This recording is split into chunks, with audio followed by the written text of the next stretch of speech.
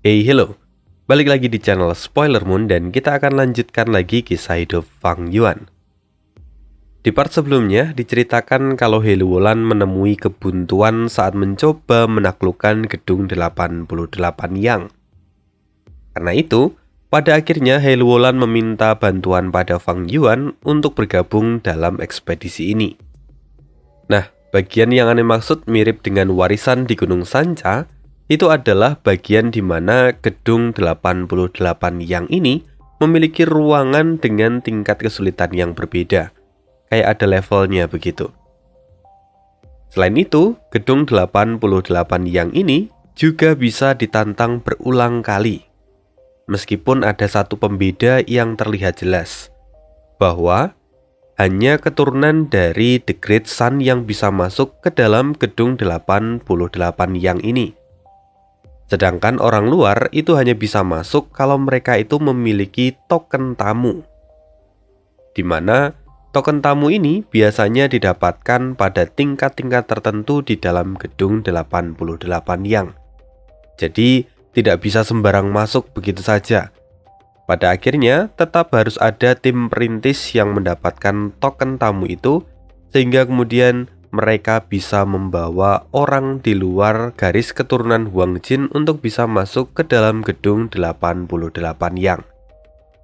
Nah, lalu apa yang akan terjadi berikutnya? Jujur di bagian ini nanti akan cukup kompleks menurut Ane, dan langsung aja kita simak di part 116. Sebelumnya sorry kalau misalnya suaranya mungkin nanti agak-agak gimana gitu ya. Agak-agak kena gejala flu. Yo, setelah Fang Yuan membalas surat cahaya bintang yang dikirimkan oleh He Luolan, Fang Yuan segera kembali ke Istana Suci dan segera bertemu dengan He Luolan. Setibanya Fang Yuan di ruang pertemuan, He Luolan segera menyerahkan token kuno, yang mana itu adalah token tamu, kepada Fang Yuan. He Luolan kemudian berkata, "Ini adalah token tamu. Bagaimanapun, saudara Sang Yin bukanlah dari garis keturunan klan Huang Jin. Jadi untuk memasuki gedung 88 Yang, kamu memerlukan token ini." Sedikit meluruskan, mungkin ada yang bingung, sebenarnya apa sih bedanya The Great Sun dan garis keturunan Huang Jin? Sedikit informasi, bahwa The Great Sun itu dulunya adalah orang yang menguasai dataran utara. Dan dia ketika itu mendirikan sebuah klan. Namanya adalah klan Huang Jin. Klan Huang Jin berisikan keturunannya sendiri. Dan karena gedung 88 Yang ini adalah peninggalannya, maka dia membuat aturan yang tegas bahwa gedung ini hanya diperuntukkan untuk keturunannya. Siapapun yang mencoba untuk masuk tidak akan bisa masuk dengan mudah. Mereka harus membayar harga yang pantas. Setelah Fang Yuan menerima token itu, dia kemudian berkata, "Aku sungguh tidak sabar menyaksikan kemegahan dari gedung 88 Yang." Mendengar itu, He Luolan tidak merespon perkataan Fang Yuan. Lalu kemudian He Luolan segera pergi untuk masuk kembali ke dalam gedung 88 Yang. Tentu Fang Yuan pun mengikutinya dari belakang. Setelah memasuki gedung itu, Fang Yuan merasakan tekanan yang kuat, hingga itu membuat seluruh tubuhnya menegang. Namun karena Fang Yuan saat ini memegang token tamu, tekanan itu pun segera menghilang. Jika Fang Yuan tidak memilikinya, pasti dia akan terus ditekan hingga mati. Kini Fang Yuan melihat ke depan, dan di sana terlihat sebuah danau yang luas serta langit yang biru. Tempat itu juga tertutup kabut yang tipis. Setelah itu, Fang Yuan kemudian merasakan token yang ada di tangannya. Tiba-tiba token itu kini berubah menjadi pasir dan kemudian jatuh melewati sela-sela tangannya. Memang benar bahwa token tamu ini hanya bisa digunakan untuk satu kali perjalanan saja. Jadi nanti saat He Luolan keluar dari tempat ini, Fang Yuan juga harus ikut keluar. Lalu setelahnya, Fang Yuan tidak punya kesempatan lagi untuk masuk, kecuali He Luolan mengizinkannya untuk masuk dan memberinya token tamu. Tapi Fang Yuan saat ini tampak tidak terlalu memikirkan itu. Dia kembali melihat sekeliling. Dia menyadari bahwa dirinya saat ini sedang berada di tengah danau. Selain itu, ada seseorang yang kini berdiri di sampingnya. Tentu saja, dia adalah He Luolan. He Luolan kemudian menatap ke depan dan berkata, "Tempat ini adalah ruang ke-54. Lihat di depan sana, ada masalah yang harus saudara Sang Yin bereskan." Fang Yuan melihat ke arah yang ditunjuk oleh He Luolan. Dan tidak jauh di depan sana, terlihat ada pulau, yang mana pulau itu dihuni oleh singa ular air. Singa ular air itu adalah spesies binatang yang memiliki tubuh singa. Warnanya kebiruan, tapi kakinya itu tidak memiliki cakar, melainkan selaput seperti katak. Dan ekornya juga adalah seekor ular yang berbisa. Setelah itu He Luolan mulai menjelaskan informasi mengenai singa ular air. Namun sesungguhnya tanpa dijelaskan oleh He Luolan pun Fang Yuan sudah tahu, karena dia masih ingat informasi dari kehidupan sebelumnya. Fang Yuan tahu bahwa singa ular air itu bisa dikalahkan menggunakan ikan landak. Namun sayang sekali bahwa dirinya itu adalah seorang Master Gu dari jalur perbudakan yang memperbudak serigala. Sedangkan saat ini untuk mengalahkan singa ular air itu, Fang Yuan harus menggunakan ikan landak. Tentu ini memberikan kerugian tersendiri untuk Fang Yuan. Namun meski begitu, bukan Fang Yuan namanya kalau dia tidak bisa beradaptasi. Fang Yuan mulai memperkirakan kekuatan dari serigala ular air itu. Dia juga mulai memperhitungkan berapa banyak ikan landak yang ada di sekitar sana yang bisa ia gunakan. Lalu setelah menghitung semuanya, Fang Yuan tahu bahwa untuk mengalahkan seekor serigala ular air, dia membutuhkan 3 ekor ikan landak. Kini Fang Yuan menarik nafasnya dalam-dalam. Lalu kemudian dia berkata, "Ayo mulai." Mendengar itu, He Luolan kemudian mengeluarkan token pemilik. Token itu hanya dimiliki oleh pemimpin klan yang berhasil memenangkan kompetisi di dataran utara. Token ini jelas bukan token sembarangan. Seperti namanya, ini adalah token pemilik, yang mana itu bisa mengakses banyak tempat dari gedung 88 yang ini. Termasuk salah satunya adalah Gu perbudakan untuk memperbudak ikan landak. Setelah He Luolan menggunakan itu, kemudian muncullah puluhan Gu perbudakan yang terdiri dari peringkat 1 hingga peringkat 3. Tidak membuang waktu, Fang Yuan langsung mengambil semuanya, dan dia segera memurnikannya. Setelah Fang Yuan selesai memurnikan itu, He Luolan kemudian berkata, "Saudara Sang Yin, perhatikan waktumu. Kau hanya punya waktu sekitar 15 menit. Mendengar itu Fang Yuan pun mengangguk. Dia lalu melambaikan tangannya dan mengaktifkan beberapa Gu perbudakan ikan yang baru saja ia murnikan. Aksi Fang Yuan tentu membuat para tetua dari klan He terperangah, terutama ketika Fang Yuan berhasil mengendalikan beberapa ekor ikan landak hanya dalam 1 kali percobaan. Setelah itu, kelompok singa ular air itu mulai melompat ke dalam air dan membuat garis pertahanan. Tapi Fang Yuan tidak gentar sama sekali. Fang Yuan berikutnya justru membuat He Luolan serta para tetua dari klan He sangat terkejut. Bukannya Fang Yuan segera menyerang singa ular air itu, tapi Fang Yuan justru mengendalikan para ikan landak untuk terus berenang di sekitar pulau itu. Mereka kini tampak hanya mengamati situasi saja. Melihat hal ini, He Luolan yang sebelumnya menaruh harapan pada Fang Yuan kini mulai terlihat cemas. "Saudara Sang Yin, apa yang sedang kau lakukan? Kita tidak memiliki banyak waktu yang tersisa." kata He Luolan. Tapi Fang Yuan tetap tenang dan kemudian berkata, "Saudaraku tidak perlu terlalu terburu-buru." Waktu terus berputar. Fang Yuan seperti menyia-nyiakannya. Ini adalah sesuatu yang menjengkelkan, karena memang token tamu itu sangat sulit untuk didapatkan. Mereka mulai berpikir bahwa seharusnya mereka memberikan token itu pada orang lain. Tapi di detik-detik terakhir, Fang Yuan tiba-tiba tertawa. Dia segera mengendalikan kelompok ikan landak itu untuk menyerang kelompok singa ular air dari segala arah. Serangan yang mendadak itu berhasil membuat singa ular air lengah. Bahkan dalam sekejap, Fang Yuan sudah menjatuhkan 30% kelompok singa ular air. Melihat itu orang-orang jelas terpukau.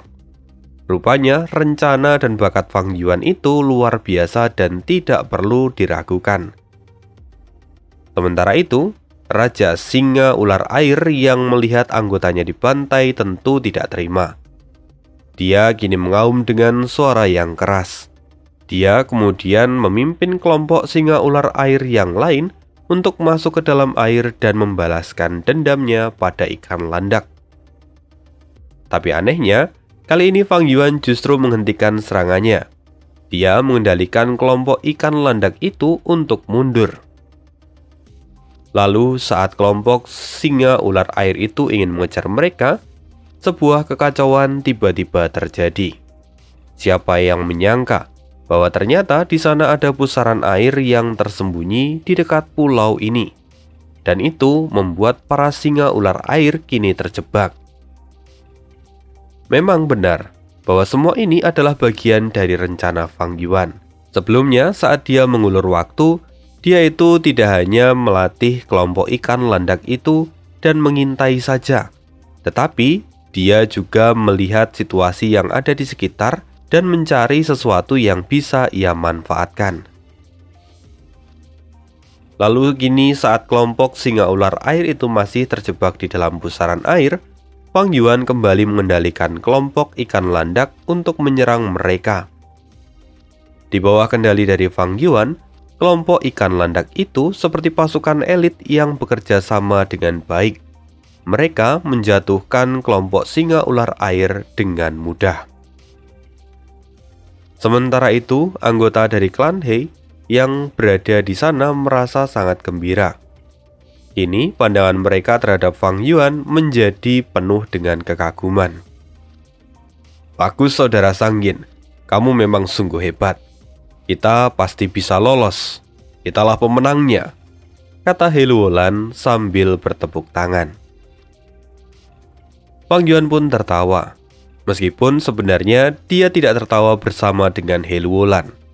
Tawanya itu terjadi karena di dalam pikiran Fang Yuan tiba-tiba terdengar sebuah suara, poin evaluasi tertinggi. Dan sesaat berikutnya, Fang Yuan tiba-tiba menghilang dari sana. Semua orang pun terkejut saat melihat Fang Yuan sudah tidak ada di sana lagi. Di sisi lain, He Luolan sendiri terlihat sangat suram. Itu semua karena hanya He Luolan lah yang mengetahui alasan dibalik hilangnya Fang Yuan. "Aku tidak menyangka kalau dia akan mendapatkan penilaian tertinggi," kata He Luolan dalam hati. Saat ini, He Luolan tahu bahwa Fang Yuan dikirimkan ke tempat yang sangat menguntungkan. Fang Yuan kini tiba di sebuah lorong kristal yang panjang. Fang Yuan memandang sekeliling dan dia bisa melihat tembok yang terbuat dari kristal. Bahkan Fang Yuan bisa melihat bayangannya sendiri dari dalam tembok itu. "Akhirnya aku berada di dalam ruang harta karun," gumam Fang Yuan sambil berjalan maju. Saat Fang Yuan baru berjalan sekitar 5 langkah, Fang Yuan mulai melihat berbagai guworm serta resep gu yang bermunculan di dinding kristal di sisi kiri dan juga kanannya. Itu semua adalah harta yang berharga yang terdapat di dalam ruang harta karun. Dan untuk mendapatkannya, Fang Yuan harus menukarkan barang itu dengan barang yang nilainya setara. Setelah melihat-lihat selama beberapa saat, Fang Yuan menemukan sesuatu yang menarik. Oh, ternyata di sini ada Raja Lotus Harta Karun Esensi Surgawi peringkat 5. Fang Yuan tampak menghentikan langkahnya. Gu ini adalah gu yang familiar tentunya untuk kita. Karena sebelumnya Fang Yuan itu memiliki Lotus Harta Karun Esensi Surgawi peringkat 3. Tapi dulu Fang Yuan akhirnya menghentikan untuk tidak menggunakan gu ini lagi karena Fang Yuan tidak memiliki resep untuk meningkatkan gu ini ke peringkat yang lebih tinggi. Selain itu, kalaupun Fang Yuan punya, dia memerlukan biaya yang besar untuk melakukannya. Tapi sekarang Fang Yuan melihatnya di sini. Itu artinya dia tidak perlu repot-repot melakukan penyempurnaan. Dia hanya harus menukarkan barang yang setara dengan gu ini. Menurut Fang Yuan, gu ini sangatlah cocok untuk dirinya. Terlebih sekarang dirinya juga sudah berada di peringkat 5. Tapi Fang Yuan berpikir, apa yang harus ia tukarkan untuk mendapatkan gu ini? Fang Yuan mulai berpikir untuk beberapa saat. Kemudian dia memeriksa aperturnya dan dia melihat ada 18 gu Spring Egg peringkat 5 di dalam aperturnya. Ah sial, aku hampir lupa. Ini adalah hadiah yang kudapatkan setelah aku berhasil melewati ruang 54 dan mendapatkan penilaian tertinggi. Sepertinya aku bisa menggunakan ini, pikir Fang Yuan. Setelah itu, Fang Yuan mengeluarkan satu buah gu Spring Egg. Dia melihat kondisinya yang mana gu itu tidak dalam kondisi primanya. Ada banyak luka di sekujur tubuh gu Spring Egg itu. Fang Yuan tahu bahwa gu Spring Egg yang ia dapatkan ini mungkin adalah gu Spring Egg second. Artinya dulu pernah ada yang menggunakannya. Dari sini sebenarnya rahasia dari dataran utara itu mulai terbongkar. Pengetahuan yang hanya diketahui oleh Fang Yuan yang berasal dari masa depan, di mana Fang Yuan ingat ketika dataran tengah menyerang dataran utara. Saat itu ada seorang Master Gu Immortal mengungkapkan rencana busuk dari The Great Sun, di mana gedung 88 yang inilah sebagai poros kebusukannya itu. Nah, sebenarnya bencana 10 tahunan sekali di dataran utara itu bukanlah sesuatu yang terjadi secara alami, melainkan ini adalah bagian dari sistem gedung 88 yang. Ketika dataran utara disapu oleh bencana besar 10 tahunan, seluruh harta dan juga gu yang tidak terselamatkan, maka semuanya akan dikirim ke dalam menara 88 yang ini.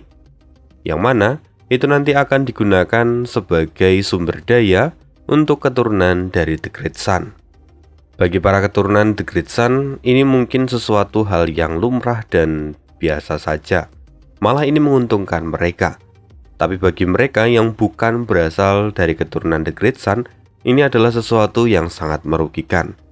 Karena itu di masa depan, ketika ahli dari dataran tengah menyerang, mereka mengumumkan masalah ini dan itu membuat perpecahan terjadi di dataran utara.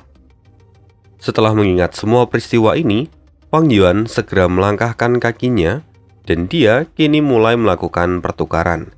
Dia menukarkan gu Spring Egg dengan Lotus Harta Karun Esensi Surgawi.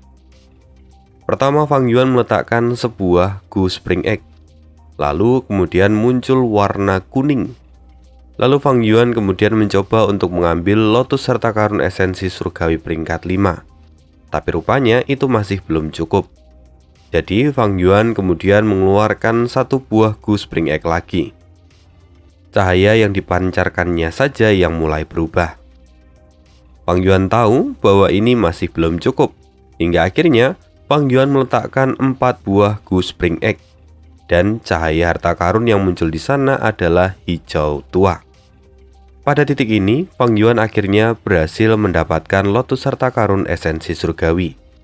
Dan tanpa membuang waktu, Fang Yuan langsung menyempurnakannya dan meletakkannya di dalam apertur miliknya. Sekarang pengetahuan Fang Yuan mengenai ruang harta karun itu semakin meningkat. Di dalam hatinya, Fang Yuan bergumam. Rupanya, sistem cahaya di dalam ruang harta karun ini mirip dengan sistem pertukaran di toko kuning. Dimulai dari warna merah, orange, kuning, hijau, biru muda, biru tua, ungu, lalu terakhir adalah hitam. Semakin banyak material yang ditambahkan dan kualitasnya semakin tinggi, maka warnanya juga akan berubah semakin menghitam. Memang sebelumnya Fang Yuan sudah pernah mendengar informasi tentang hal ini, tapi praktek secara langsung tentu memberikan pengetahuan yang jauh lebih mendalam. Setelah itu, Fang Yuan kembali melanjutkan perjalanannya. Setelah perjalanan yang cukup lama, Fang Yuan akhirnya menghentikan langkahnya lagi. Meski lorong di depannya terlihat tak berujung, tapi kali ini langkahnya terhenti karena sebuah prasasti yang menghalangi jalan. Prasasti itu bentuknya persegi dan ukurannya setinggi lutut Fang Yuan. Di atas prasasti itu bertuliskan dua buah kata, "Pemberhentian tamu." Artinya, siapapun yang adalah tamu tidak bisa melewati titik ini. Jika mereka menjadi serakah dan tetap memaksa untuk lanjut, maka mereka akan mendapatkan hukuman yang sangat mengerikan. Memang, kita harus ingat bahwa bagaimanapun tempat ini adalah peninggalan dari The Great Sun untuk para keturunannya. Jadi, orang luar itu tidak berhak untuk mendapatkan sesuatu yang lebih baik daripada ini. Tapi Fang Yuan tampak menyeringai. "Apa kau pikir aku akan berhenti di sini?" Sayangnya tidak. Fang Yuan kemudian mencoba untuk berjalan melewati prasasti itu, tapi kini dia terhalang oleh dinding yang tak kasat mata. Fang Yuan tidak akan bisa melewati titik ini bahkan jika dia menggunakan kekerasan. Maka, Fang Yuan memang sudah menyiapkan sesuatu untuk mengatasi hal ini. Lalu setelah itu, Fang Yuan mengeluarkan sebuah gurom dan mengarahkannya ke arah prasasti itu. Tindakan yang Fang Yuan lakukan ini merupakan langkah pertama untuk menyempurnakan gedung 88 yang. Mungkin terdengar aneh, menyempurnakan gedung 88 yang, seolah-olah gedung 88 yang itu adalah sebuah gu.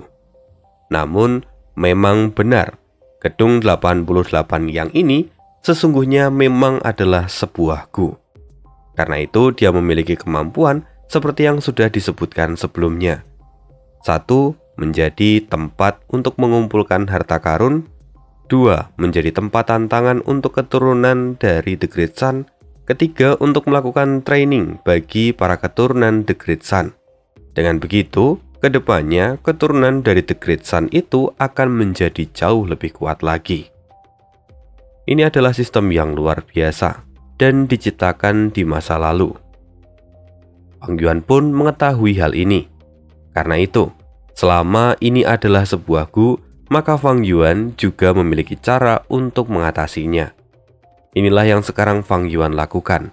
Dia menggunakan sebuah gu itu untuk masuk ke dalam sistem gedung 88 yang dan mencoba untuk menguasainya. Tentu ini akan sangat sulit apalagi Fang Yuan hanyalah peringkat 5. Kekuatan jiwanya pun akan sangat terbatas.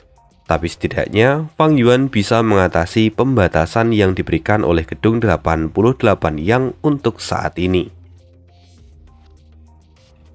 Setelah melakukan perjalanan yang cukup panjang dalam pemurnian gedung 88 yang ini, Fang Yuan akhirnya kembali ke tubuhnya. Pada akhirnya dia tahu bahwa tidak mungkin untuk bisa menyempurnakan gedung 88 yang dengan semua yang ia miliki. Tapi setidaknya yang ia lakukan ini adalah yang terbaik untuk sekarang. Fang Yuan bergumam, "Jika pada akhirnya aku gagal menyelamatkan Gunung Danghun, setidaknya aku harus bisa mendapatkan kompensasi yang layak dari gedung 88 yang. Tapi jika aku bisa mendapatkan keduanya, maka itu akan jauh lebih baik lagi." Ini Fang Yuan tampak menyeringai. Memang benar bahwa Fang Yuan ini ingin menyelamatkan Gunung Danghun. Tapi dia itu adalah orang yang sangat realistis. Dia tidak akan mati-matian atau bahkan mempertaruhkan nyawanya hanya untuk hal semacam ini. Karena itu, Fang Yuan selalu mengusahakannya. Tapi sembari berjalan, dia terus mencari keuntungan yang lain juga. Kali ini dia mendapatkan kesempatan untuk masuk ke dalam gedung 88 yang. Jelas dia tidak akan mau dibatasi oleh aturan. Dia mencoba yang terbaik untuk melakukan terobosan. Karena itu, sebelumnya ia sudah menyiapkan begitu banyak Gu Worm untuk bisa menyusup ke dalam gedung 88 Yang. Setelah itu, Fang Yuan mulai mengaktifkan Gu Worm khusus ke arah prasasti itu. Lalu, prasasti itu memancarkan cahaya kuning yang samar. Melihat ini, Fang Yuan segera mengulurkan tangannya dan menyuntikkan Primeval Essence pada prasasti itu. Lalu kemudian, jiwa Fang Yuan pun masuk ke dalam prasasti itu. Di dalam ruang kegelapan yang tak berujung, Fang Yuan melihat sebuah cahaya dari kejauhan. Fang Yuan tampak bergumam. Apakah itu adalah wasiat yang ditinggalkan oleh The Great Sun? Syukurlah sampai sekarang tidak ada yang menemukan wasiat ini. Tapi meski begitu, aku harus tetap berhati-hati dan tidak boleh membangunkannya. Jika tidak, maka aku tidak akan pernah bisa keluar dengan selamat dari tempat ini.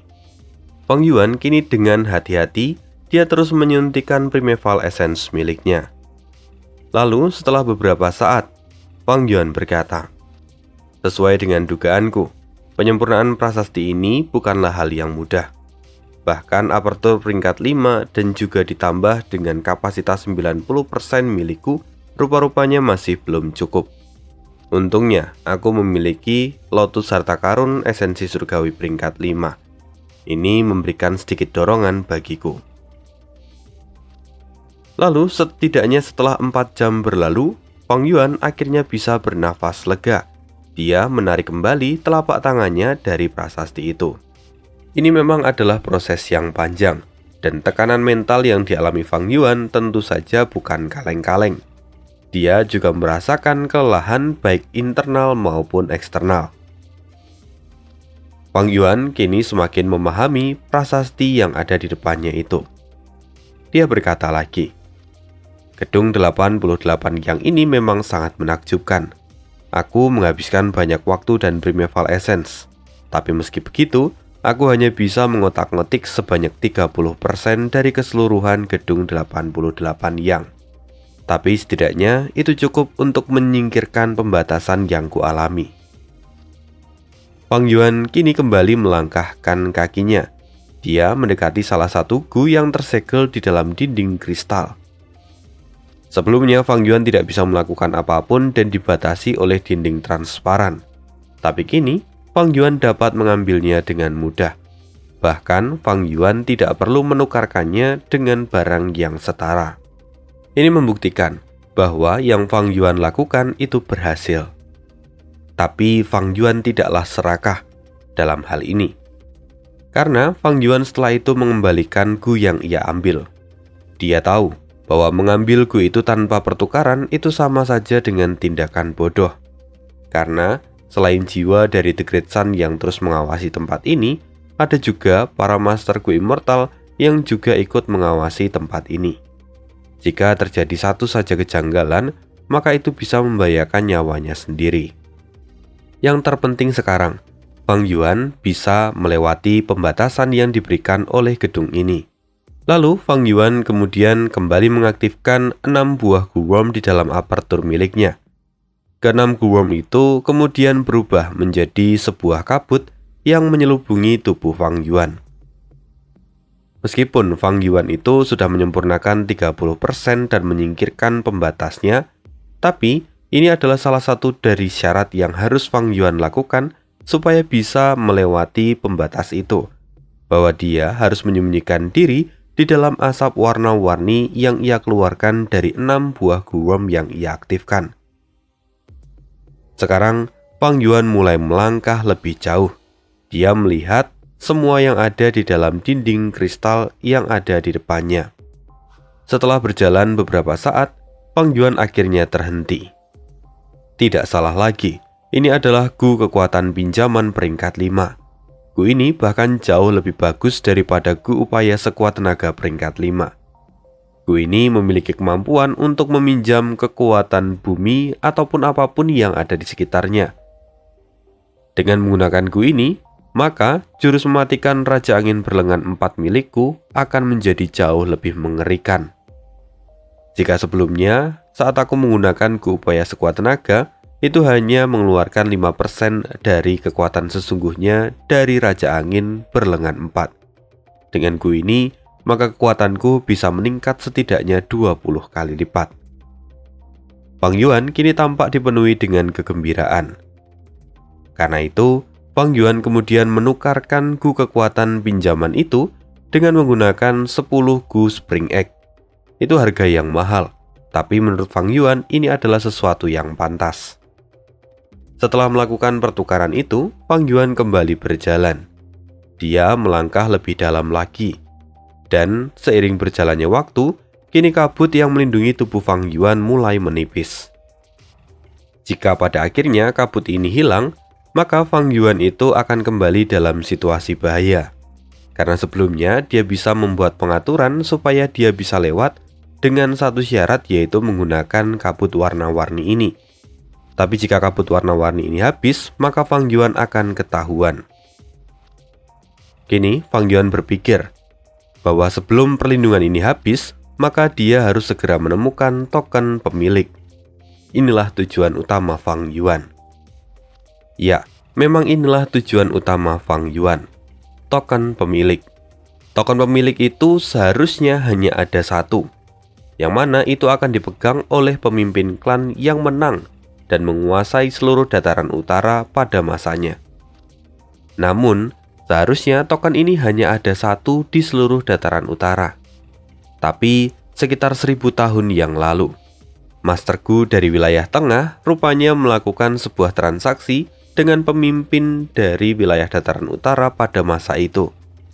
Dia menggunakan sebuah trik untuk menduplikat token pemilik.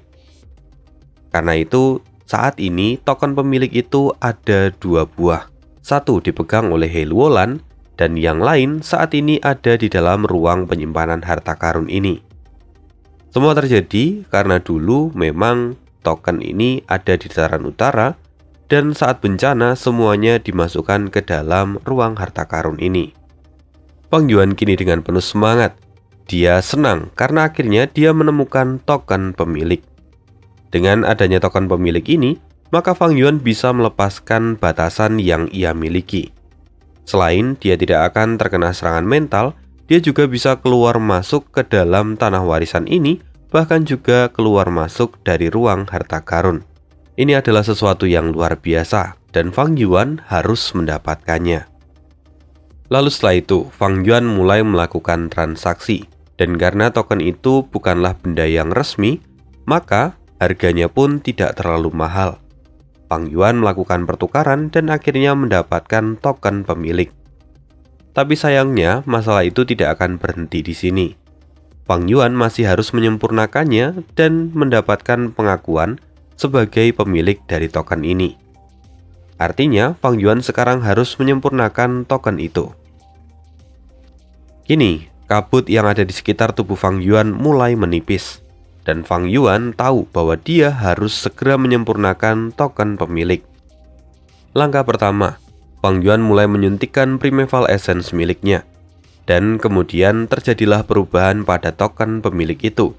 Dari yang sebelumnya berupa sebuah lempengan logam, kini dia berubah menjadi transparan, seperti sebuah kaca.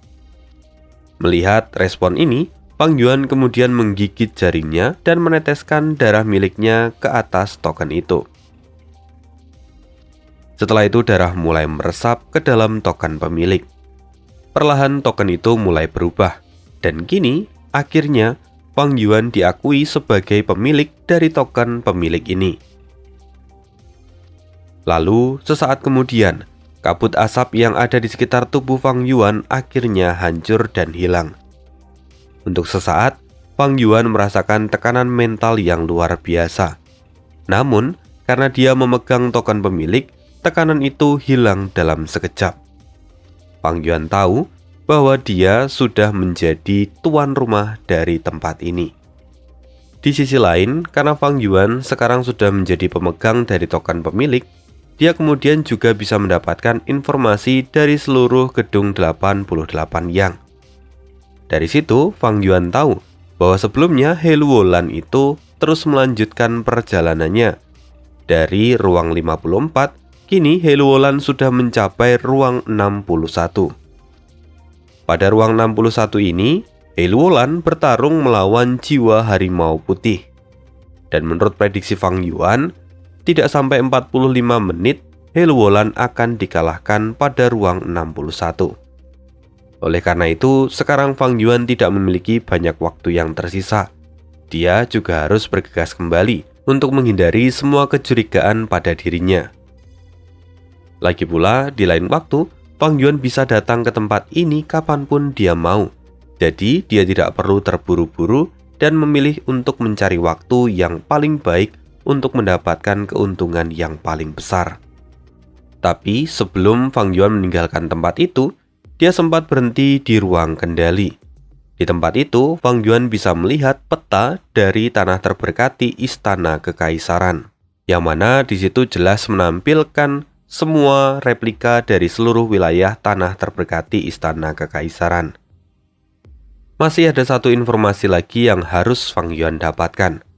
Fang Yuan memanfaatkan kurang lebih 45 menit yang ia miliki untuk mendapatkan informasi itu. Sekarang dia menggunakan sebuah guwom, lalu gu itu kemudian berubah menjadi asap hitam dan terjatuh di atas peta itu. Tak lama kemudian asap hitam mulai mengembun dan berubah menjadi cairan hitam yang kemudian mulai mengalir. Fang Yuan mengamati dengan seksama cairan hitam itu yang seakan-akan berhenti. Sesaat kemudian Fang Yuan menemukan sebuah tempat yang berbentuk seperti corong, seolah-olah ada lubang di bawahnya, dan cairan hitam itu pun perlahan-lahan masuk ke dalam lubang itu. Ketemu. Inilah lubang yang kucari. Sekarang aku hanya perlu memperlebar lubang itu dan menyempurnakan token pemilik kaca. Dengan itu aku bisa keluar masuk dengan bebas. Di tengah kebahagiaan itu, tiba-tiba Fang Yuan dikejutkan oleh sesuatu. Tunggu, apa itu? Fang Yuan mengalihkan pandangannya dan menatap tajam ke arah lubang yang lain. Yang mana, setelah Fang Yuan pelajari, rupanya itu adalah tempat di mana warisan DQ berada. Warisan yang sebelumnya coba dipecahkan oleh Fang Yuan tapi gagal terus, karena Fang Yuan tidak bisa memecahkan kata sandi yang ada di dalam pintu warisan DQ. Fang Yuan mulai mengerutkan keningnya. Apa yang sebenarnya terjadi? Apakah di dalam warisan DQ itu juga terdapat siasat rahasia yang disembunyikan oleh Master Gu Immortal dari benua tengah? Fang Yuan mulai berspekulasi. Tapi sesaat kemudian, Fang Yuan kembali menjadi tenang dan tidak membiarkan dirinya terjebak pada pemikiran yang tidak berdasar. Sayangnya, meski Fang Yuan mencoba mengingat peristiwa di kehidupan sebelumnya, tapi Fang Yuan tetap tidak bisa menemukan petunjuk apapun tentang masalah ini. Setelah memikirkan berbagai kemungkinan yang mungkin saja terjadi, Fang Yuan kini menjadi ragu-ragu. Jika Fang Yuan menggunakan cara yang sama dengan kehidupan sebelumnya, lalu membuka lubang yang satu, maka warisan DQ pasti akan hancur. Tapi jika Fang Yuan tidak melakukannya dan memilih fokus pada warisan DQ, maka rencananya untuk mendapatkan harta dari gedung 88 yang itu akan berakhir sampai di sini. Fang Yuan termenung. Mau dipertimbangkan bagaimanapun, keuntungan dari gedung 88 yang itu jauh lebih besar daripada warisan DQ. Tapi sebelum aku mengambil keputusan, sepertinya aku harus mempelajari warisan DQ ini lebih dahulu. Lagi pula, jika aku berpikir dari sudut pandang Master Gu yang melakukan ini, maka ini jelas bukan sesuatu yang remeh. Jika aku adalah seorang Gu Immortal, aku tidak perlu repot-repot membuat celah di gedung 88 yang hanya untuk menyimpan warisanku sendiri. Artinya, ada sesuatu yang lebih dalam di balik semua ini.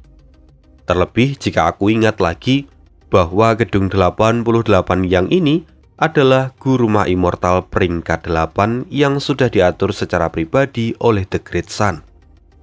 Karena itu ada resiko yang sangat besar jika aku ingin membuat celah pada tempat ini. Kecuali jika memang aku menempatkan warisan ini untuk sebuah alasan. Memikirkan hal ini, kabut di dalam pikiran Fang Yuan seolah tersapu. Dia mulai mendapatkan jawaban dari teka-teki yang selama ini ia cari. Bagaimanapun, manusia itu selalu mempunyai tujuan dalam melakukan sebuah tindakan. Dan hanya oleh karena tujuan itu, maka seorang Master Gu Immortal pun bersedia untuk menanggung resiko yang besar. Oleh karena itu juga, Fang Yuan kemudian kembali memikirkan tentang keberadaan roh tanah Langya. Sepertinya semua ini saling berkaitan. Terlebih, pembuat dari gedung 88 yang ini adalah roh tanah Langya.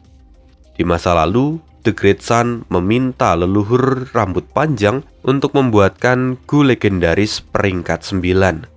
Namun, leluhur rambut panjang kesulitan untuk melakukan itu. Jadi, dia hanya bisa membuat Gu Immortal peringkat 8, yaitu Gu Rumah Immortal. Inilah Gu 88 yang saat ini. Namun, meski The Great Sun sempat kesal karena hal itu, tapi setelah mengetahui apa saja yang ada di dalam gedung 88 yang, itu membuat The Great Sun tidak jadi marah. Itu semua terjadi karena ada 3 alasan yang menjadi latar belakang dari gedung 88 yang. Gedung 88 yang ini memiliki 3 elemen sebagai sebuah Gu Immortal, yaitu elemen pertama adalah elemen surga, kedua adalah elemen tanah, dan yang terakhir adalah elemen manusia. Formasi gedung 88 yang itu memanfaatkan ketiga elemen ini. Mari kita uraikan. Kompetisi Istana Kekaisaran itu sesungguhnya bertujuan untuk menyebarkan unsur manusia. Badai salju 10 tahunan yang datang itu adalah elemen surga yang kejam dan ganas. Dan menara-menara kecil yang tenggelam di dalam tanah itu mewakili elemen tanah yang terberkati. Ketiga elemen ini telah digabungkan untuk membentuk gedung 88 yang bisa menjarah seluruh sumber daya dataran utara dan bisa melahirkan klan super dari keturunan klan Huang Jin. Oleh karena kemampuan ini, jelas The Great Sun menjadi sangat bahagia. Mengingat semua itu, Fang Yuan kemudian seperti mendapatkan sebuah jawaban. Karena menara kecil itu adalah bagian dari gedung 88 yang, apa mungkin ada seorang Master Gu yang mampu menghancurkan menara kecil itu dan meletakkan warisannya di sana? Belum lagi, setiap 10 tahun sekali, semuanya itu akan diperbarui. Tapi sampai detik ini, hanya di tempat itu, menara kecil tidak tumbuh. Artinya, semua ini memang disengaja. Fang Yuan kini akhirnya mengerti alasannya. Alasan Master Gu itu melakukan semua ini, yang mana tidak lain itu adalah untuk memanfaatkan kekuatan surgawi yang terkondensasi di dalam gedung 88 yang dan mendapatkan manfaat yang luar biasa. Ini bukanlah masalah yang sederhana, dan tentu saja itu memiliki pemahaman yang jauh luar biasa. Meski sudah mendapatkan begitu banyak jawaban, masih ada beberapa hal lagi yang mengganjal pikiran Fang Yuan. Tapi di saat itu, He Luolan dan kelompoknya kini sudah dikalahkan oleh jiwa harimau putih keemasan. He Luolan dan yang lain lalu memutuskan untuk kembali ke Istana Suci terlebih dahulu. Untuk menghindari kecurigaan, Fang Yuan segera menggunakan token pemilik untuk ikut keluar dari gedung 88 yang. Dalam sekejap, Fang Yuan tiba di pintu masuk gedung 88 yang disusul oleh sekelompok orang bersama dengan He Luolan di belakangnya. He Luolan dan kelompoknya tampak babak belur dan terlihat sangat kelelahan. Meskipun mereka gagal, mereka saat ini sudah mengalami banyak kemajuan, dan karena itu mereka juga mendapatkan banyak harta yang tak ternilai. Tapi saat He Luolan keluar, matanya tertuju pada Fang Yuan. Dia tahu bahwa Fang Yuan memasuki ruang harta karun. Namun, dia tidak bisa menyatakannya di tempat ini. He Luolan juga penasaran apa yang diambil oleh Fang Yuan, karena itu dia ingin menyelidikinya. Oleh karena itu, untuk menyingkirkan rasa curiga, He Luolan kemudian berkata pada semua orang, "Semuanya sudah bekerja dengan baik. Semua berkontribusi dalam perjalanan kali ini, terutama Raja Serigala Changsan Yin yang telah membantu kita menerobos kebuntuan. Sekarang kuperintahkan untuk malam ini dan 3 hari ke depan, secara berturut-turut kita akan melakukan pesta jamuan. Heluolan sengaja melakukan ini supaya nanti dia bisa mengorek informasi yang didapatkan oleh Fang Yuan. Tapi sayang sekali, Fang Yuan kini tersenyum dan kemudian langsung menolak ajakan dari Heluolan. Saudara He, mohon maafkan aku. Karena setelah melakukan perjalanan ini, aku telah mendapatkan beberapa pengetahuan baru.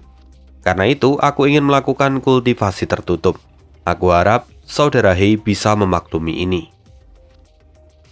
Mendengar itu, senyum Heluolan seketika hilang. Hatinya terbakar amarah, tapi tidak ada yang bisa ia lakukan. Pada akhirnya, dia masih membutuhkan Fang Yuan di masa depan. Terakhir, karena Fang Yuan sudah menolak ajakan dari Heluolan, Fang Yuan pun kini kembali ke kamarnya. Lalu, setelah di kamar, Fang Yuan kembali mempelajari rahasia dari warisan DQ dengan cermat. Hal inilah yang akan menjadi dasar dari pembahasan part kita berikutnya.